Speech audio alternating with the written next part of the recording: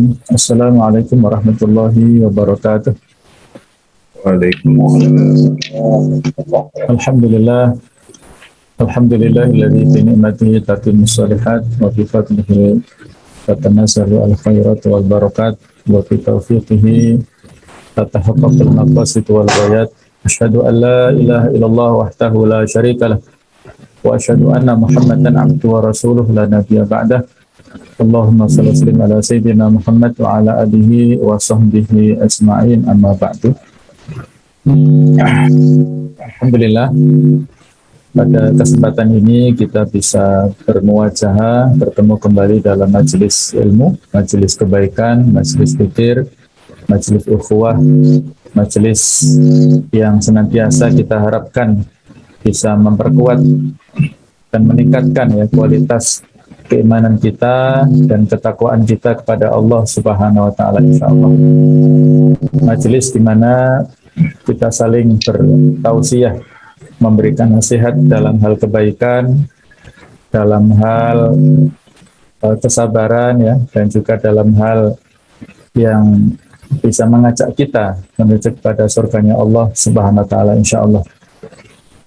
Marilah pada kesempatan ini kita bersama-sama untuk mengevaluasi salah satu amal yang paling penting di dalam ibadah-ibadah kita, yaitu sholat. Mari kita bersama-sama untuk mengevaluasi bagaimana kualitas sholat kita masing-masing, di mana Allah Ta'ala mengingatkan dalam Taujiah Rabbani, dalam Al-Quran itu banyak sekali ayat-ayat yang terkait dengan masalah sholat, dan biasanya dikaitkan dengan zakat. Jadi antara zakat dan sholat ini saling terkait. Allah Ta'ala berfirman, Qul la ibadiyalladzina amanu yuqimus sholata wa yunfiqu mimma razaqnahum sirra wa alaniyah min qabli ayyatiya yaumul la bay'un fihi wala khilal. Katakanlah kepada hamba-hambaku yang telah beriman, hendaklah mereka mendirikan sholat, menafkahkan sebagian rezeki yang kami berikan kepada mereka secara sembunyi ataupun terang-terangan, sebelum datang hari kiamat, yang pada hari itu tidak ada jual beli dan persahabatan. Kalau menginfakkan ini bisa mencakup juga zakat dan juga sedekah. Apabila zakat yang wajib, maka sebaiknya kita alokasikan secara terang-terangan. Namun apabila sedekah sunnah, maka sebaiknya kita lakukan dengan secara sembunyi-sembunyi. Di dalam ayat ini Allah Ta'ala memerintahkan kepada Rasul-Nya untuk menyampaikan pesan kepada hamba-hambanya yang beriman, pesan yang sangat penting, yaitu supaya yuqimus shalah, mereka menegakkan sholat. Dalam Al-Quran, sholat ini dengan bahasa iqamah, menegakkan, mendirikan, bukan semata-mata melaksanakan, tetapi menegakkan, yang itu mencakup syarat rukunnya secara sempurna, dan juga konsekuensi dari penegakan sholat adalah inna sholata tanha anil fahsya wal munkar. Itulah konsekuensi dari rajinnya kita melaksanakan sholat, adalah bisa mencegah kita semuanya dari perbuatan keji dan mungkar. Masalah-masalah yang dihadapi oleh manusia, khususnya seorang muslim dalam kehidupan, itu salah satu pokok persoalan, sumber masalah adalah karena sholatnya. Apabila sholatnya kacau, maka masalah itu akan terus menghadapinya ataupun tidak selesai-selesai. Di surat Maryam ayat 59 Allah Ta'ala berfirman, فَخَلَفَ مِنْ بَعْدِهِمْ خَلْفٌ أَضَاعُوا الصَّلَاةَ وَاتَّبَعُوا الشَّهَوَاتِ فَسَوْفَ يَلْقَوْنَ غَيًّا.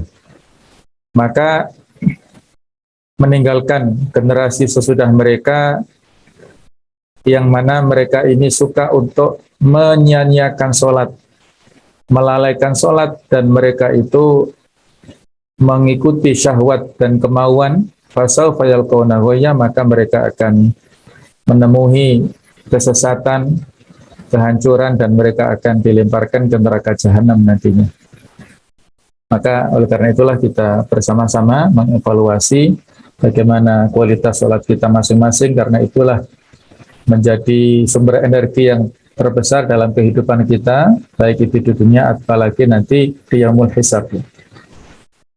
Nah, di antara sekian banyak hadis disebutkan bahwa an-nawafilu tujtiru khalalal faraid, bahwa salat-salat yang sunnah itulah yang bisa melengkapi, bisa menyempurnakan salat-salat fardu yang bolong-bolong atau yang lalai.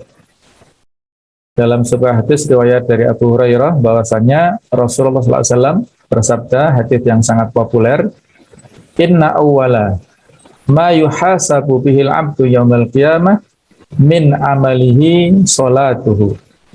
Sesungguhnya amalan hamba pertama kali yang dihisab pada hari kiamat adalah salatnya. Fa in saluhat faqad aflaha wa anjaha. Apabila salatnya itu bagus, beres, maka sungguh dia akan beruntung, dia akan berhasil, ya, sukses nanti di dalam yaumul hisab. Wa in fasadat faqad khaba wa khasira. Dan apabila salatnya rusak, salatnya cacat, maka sungguh dia akan mendapatkan cacat, kegagalan, dan dia akan mendapatkan penyesalan nantinya. Fa in taqasa min fardhatihi syai'un, apabila terdapat kekurangan, ketidaksempurnaan pada salat fardunya sesuatu, qala rabbu azza wa jalla, maka Allah taala berfirman, unduru, lihatlah wahai malaikat semuanya, hal li abdi min tatawwu'in, apakah hambaku punya salat-salat sunnah, fa yukmalu biha ma intaqasa, maka disempurnakan dengan salat sunnah itu apa yang berkurang atau yang tidak sempurna minal fardhah, dari salat fardu. Tsumma yakunu sa'iru amalihi ala dzalik, kemudian apabila terdapat seperti itu, maka amal-amal yang lain bisa tertutup, ya, tercover oleh amal-amal sunnah, terutama amal-amal sholatnya ini. Rawahu Tirmidzi. Inilah pentingnya kita melakukan sholat rawatib, sholat nawafil, dan sholat-sholat sunnah yang lainnya untuk menyempurnakan kekurangan-kekurangan kita dalam sholat yang wajib itu. Ada lagi hadis yang menyebutkan bahwa sholat adalah sebagai tiang agama yang biasanya terkenal as-sholatu imaduddin. Sholat itu adalah tiang agama. Man aqama faqad aqamaddin. Barang siapa yang menegakkan sholat berarti menegakkan agama. Wa man hadama faqad hadamaddin. Barang siapa yang menghancurkannya berarti menghancurkan agama. Tapi saya belum mengetahui, ya, tentang perawi hadis itu. Yang ada ini adalah hadis riwayat Tirmidzi dan Ibnu Majah, Ra'sul amri al-Islam wa amuduhu shalah. Inti pokok segala perkara adalah Islam, dan tiangnya yang menopangnya itu adalah sholat. Sholat itulah sebagai, ya, tiang dari sebuah bangunan. Kalau bangunan tidak ada tiangnya maka ambruk. Begitu pula Islam, apabila tidak ditegakkan dengan sholat maka bisa hilang, ya. Al-ahdul ladzi bainana wa bainakum as-shalah. Perjanjian antara kami dengan kalian adalah salat. Faman tarakaha faqad kafara. Barang siapa yang meninggalkan salat karena kufur, karena mengingkari kewajiban salat, maka dia menjadi kafir hukumnya. Nah, Ibnu Qayyim rahimahullah berkata di dalam kitab Al-Fawaid, lil abdi baina yadayillahi mauqifani.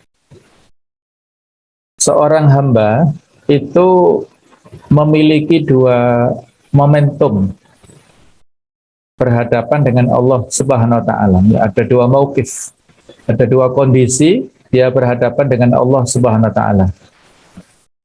Yang pertama, mauqifun baina yadayhi fis shalah. Suatu kondisi ketika ia berhadapan dengan Allah tatkala sedang salat. Wa mauqifun baina yadayhi yaumal qiyamah. Dan kondisi yang kedua adalah pada saat nanti dia berada di hadapan Allah pada hari kiamat. Faman qama bihaqqil mauqifil awal huwina alaihil mauqifil akhir. Barang siapa yang memiliki keseriusan, ya, dia melakukan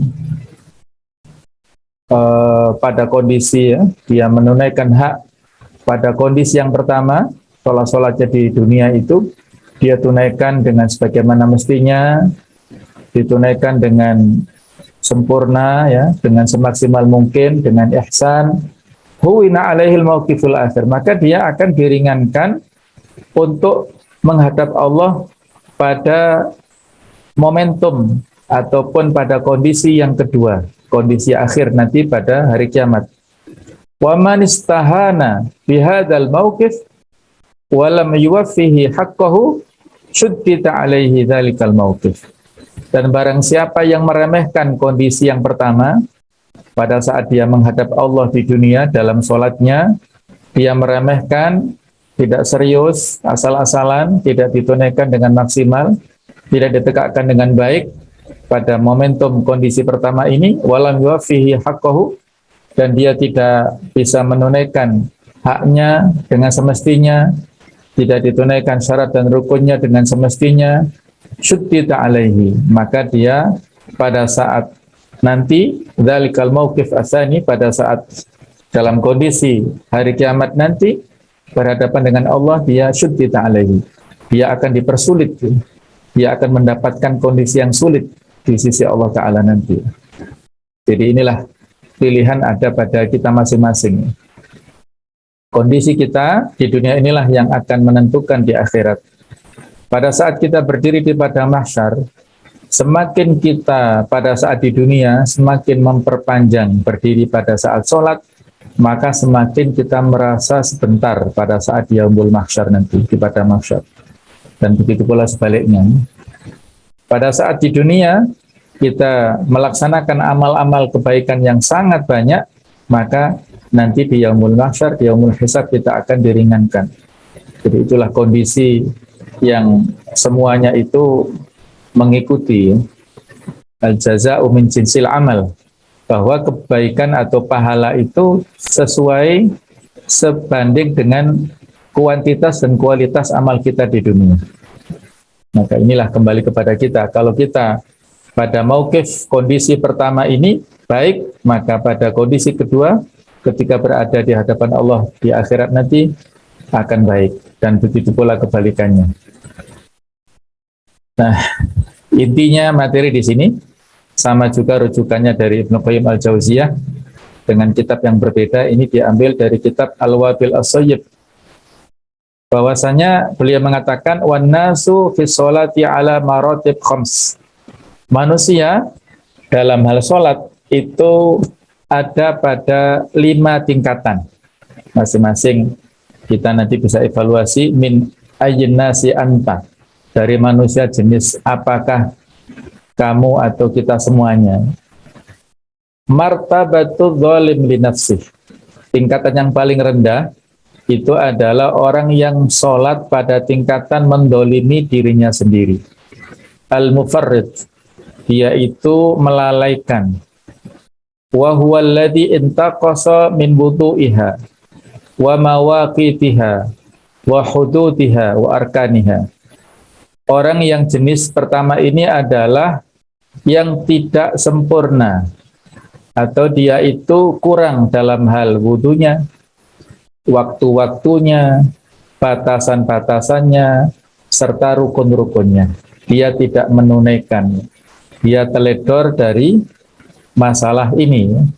Fahadha mu'aqabun, maka makom ini disebut adalah makom mu'aqab, mendapatkan iqab, mendapatkan sanksi, sebagaimana di surat Al-Ma'un, fawailun lil musallin, maka celakalah orang-orang yang sholat.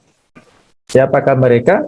Alladzina hum an sholatihim sahun, orang-orang yang lalai dari sholatnya, ila akhirnya, sampai akhir surat itu. Jadi inilah orang yang sholat tetapi mu'aqabun alaihi, dia mendapatkan iqab. Asani, yang kedua, makom yang kedua yang lebih tinggi dari yang pertama, adalah man yuhafidhu ala mawaqitiha. Orang yang menjaga waktu-waktunya, menunaikan sholat tepat pada awal waktu, wa hudutiha, batasan-batasannya, hukum-hukumnya, wa arkaniha adz-dzahirah, dan rukun-rukunnya secara zahir, wa wudu'iha, dan wudunya juga ditunaikan secara sempurna. Lakin qad dhayya'a mujahadata nafsihi fil waswasah. Tapi kondisinya dia ini adalah melalaikan bermujahadah pada dirinya dalam hal waswasah. Jadi tidak serius dalam mengkondisikan dirinya, tidak berjuang untuk mengkondisikan dirinya dari waswasah, dari bisikan-bisikan. Fadhahaba ma'al wiswasi ma'al wasawisi wal afkar. Maka dia pergi bersama dengan bisikan dan pikiran-pikirannya.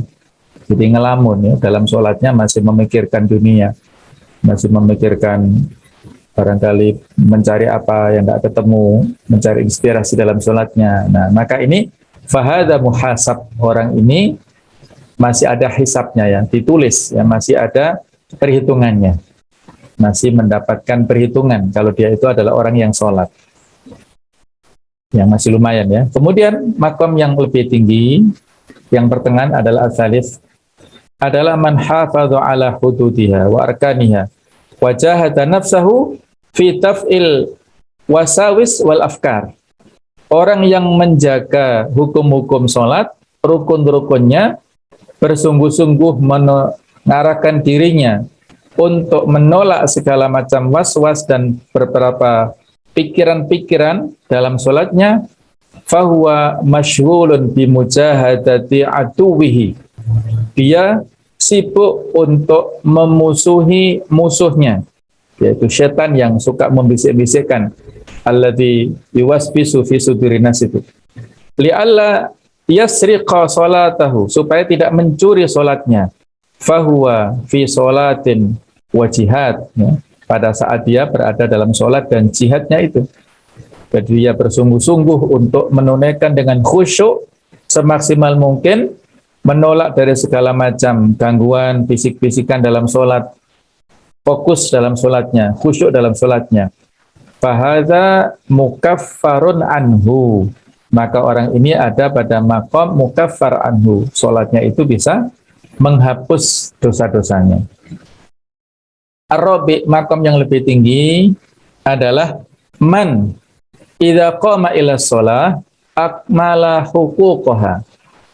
Orang yang apabila dia menegakkan salatnya, dia menyempurnakan hak-haknya, wa arkanaha wa hududaha. Dia menyempurnakan rukun-rukunnya dan hukum-hukumnya, wastaghraqa qalbuhu mura'ati hududiha wa huquqiha. Jadi hatinya tenggelam dalam hal memelihara, meriayah batasan dan hak-haknya salat, li'alla yudayyi'a syai'an minha, supaya dia tidak menyia-nyiakan sama sekali dari batasan dan hak-haknya tersebut. Balhammuhu masrufun ila iqamatiha kama yambahi. Jadi obsesinya, orientasinya itu tertuju kepada penegakan sholat sesuai dengan yang seyogyanya, seideal mungkin, wa ikmaliyah, dan sesempurna mungkin, wa itmamiha, dan sebagus mungkin. Qad istaghraqa qalbuhu sya'na shalah wa ubudiyata rabbih tabaraka wa ta'ala fiha. Sungguh dia telah hatinya tenggelam dalam urusan salatnya, penghambaan kepada Rabb-nya tabaraka wa ta'ala fiha. Ya. Inilah luar biasa ya makom yang keempat. Fahadha musabun, maka makom inilah orang yang mendapatkan pahala. Subhanallah ya. Baru di sini musabunnya ya. Yang tadi kedua baru muhasab, ini baru mukaffarun anhu, baru di sini mendapatkan pahalanya. Padahal susah sekali untuk mencapai derajat yang keempat ini. Al-khamis, yang kelima adalah man idza qama ila shalah. Orang yang pada saat dia menegakkan sholat, qama ilaiha kadzalik, maka dia menegakkan dengan sesungguhnya. Jadi ketika dia berdiri untuk sholat, maka dia menegakkan sholat dengan sesungguhnya. Walakin ma'ahada qad akhadha qalbuhu wa wada'ahu baina yaday rabbih azza wa jalla. Akan tetapi bersama dengan itu dia telah mengambil hatinya dan meletakkannya di hadapan Allah azza wa jalla. Nadhiran biqalbihi ilaihi, ya. Hatinya melihat padanya, muraqiban lahu, mengawasinya, mumtalian min mahabbatihi wa azamatihi, terpenuhi dengan kecintaan dan mengagungkan Allah Ta'ala. Ka'annahu yarahu wa yushahidu, seolah-olah dia melihatnya dan menyaksikan Allah Tabaraka wa Ta'ala. Waqad itmahallat tilkal wasawis wal khatarat wartafa'at hajbaha bainahu wa baina rabbi, dan sungguh telah memenuhi segala macam was-was dan pikiran-pikiran, ya, wartafaat, telah hilang hijabnya antara dia dan antara Allah Ta'ala. Jadi dia sudah, ya, kalau di tasawuf itu sudah makom yang makrifat gitu ya. Fahada baina wa baina ghairihi fi shalah afdal wa a'dham mimma baina sama'i wal ardi. Maka antara dia dan antara yang selainnya dalam sholat lebih utama dan lebih bagus daripada apa yang ada di antara langit dan bumi. Jadi dia sangat mengutamakan sholat. Wahada fi sholatihi masyghulun bi rabbih azza wa jalla. Kemudian qarirul aini bihi, dan ini pada sholatnya sibuk dengan Allah Ta'ala, dan menjadi sholatnya menjadi qurrat ta'ayun, ya, menjadi pelipur laranya, menjadi kecintaannya, penyejuk matanya. Fahada muqarrabun min rabbih. Inilah makom yang paling dekat kepada Allah Subhanahu wa Ta'ala. Fandur akhi min ayyin nasi anta. Maka lihatlah wahai saudaraku, di jenis manusia yang manakah engkau? Ya, kita semuanya, ya. Jadi inilah evaluasi bagi kita semuanya, sehingga di antara doa yang bisa kita ucapkan adalah Rabbi ja'alni muqimas shalah wa min dzurriyyati Rabbana wa taqabbal du'a. Ya, doanya Nabi Ibrahim, ya. Ya Allah, jadikanlah aku dan keturunanku itu adalah generasi yang menegakkan sholat, ya. Ya Allah, terimalah doa. Jadi inilah evaluasi bagi kita semuanya tentang kualitas sholat kita masing-masing. Apakah kita masih pada derajat yang paling bawah, ataukah lebih atasnya, ataukah pertengahan, atau lebih atas lagi? Alhamdulillah. Kalau makom yang kelima ini, ya saya kira sulit, ya. Ini adalah makom para sahabat dulu, ya. Misalnya Abu Sa'id Al-Khudri itu pernah sholat, ya, sambil dia ribat, ya, di perbatasan, di pos. Dia menjaga perbatasan, dia berdiri untuk sholat sambil membaca surat Al-Kahfi. Saking menikmatinya itu, dia dipanah 1 kali oleh orang kafir, dia tetap saja. 2 kali dipanah, dia tetap saja. 3 kali dipanah, baru dia rukuk. Bukan karena sakit, bukan karena apa-apa, tapi dia supaya mengesankan bahwa disana dia bukan patung, ya, tapi dia penjaga yang bisa bergerak untuk menakuti orang yang memanahnya itu. Itulah kualitas sholat para sahabatnya. Ada lagi yang kakinya harus diamputasi, maka baru izin untuk sholat, ya, karena bisa fokus betul. Nah, itulah makom luar biasa para sahabat dulu, ya. Jadi Ibnu Qayyim juga memberikan tambahan setelah menjelaskan 5 hal, ya, 5 tingkatan tersebut. Saya baca artinya, ya. Barang siapa yang menyejukkan matanya karena sholatnya di dunia, maka matanya akan ridho dengan kedekatannya dengan Rabb-nya di akhirat. Dan matanya juga akan dirahmati olehnya di dunia. Dan barang siapa kesejukan matanya di sisi Allah, setiap mata akan disejukkan olehnya. Dan barang siapa yang kesejukan matanya bukan oleh Tuhan yang Maha Esa, jiwanya akan terputus untuk dunia ini dengan kesedihan. Dan diriwayatkan bahwa seorang hamba jika dia bangun untuk sholat, maka dikatakan kepadanya, angkatlah hijab, yaitu penutup, ya. Dan jika dia berpaling, dia berkata, julurkan hijab itu. Dan berpalingnya ini dijelaskan dengan berpalingnya hati dari Allah kepada selain dia. Jika dia berpaling ke sesuatu yang lain, dia membuka tabir antara dia dan hamba. Maka setan masuk dan menyajikannya dengan hal-hal duniawi dan menunjukkannya dalam bayangan cermin. Dan jika hatinya berbalik kepada Tuhan, yang tidak berbalik, setan tidak mampu menengahi antara Tuhan yang Maha Esa dan hatinya itu, tetapi setan masuk jika tabir itu jatuh. Jadi luar biasa ya ungkapan dari Ibnu Qayyim ini. Arabnya juga lebih dahsyat lagi ya. Artinya dalam hal ini ketika kita menginginkan supaya Allah Ta'ala selalu memberikan menghadap kita dan selalu memberikan perhatian kepada kita, maka kita berorientasi terus kepada Allah Ta'ala. Kalau kita berpaling, maka setan masuk akan memberikan bisikan-bisikan yang tidak benar kepada kita. Seorang hamba hanya dikuatkan dengan kehadirannya dalam sholat dan keasyikannya kepada Tuhan Yang Maha Esa jika ia menaklukkan hawa nafsu dan keinginannya. Inilah ya ungkapan dari Ibnu Qayyim di dalam kitab Al-Wabil Asrid Minal Kalim At-Tayyib.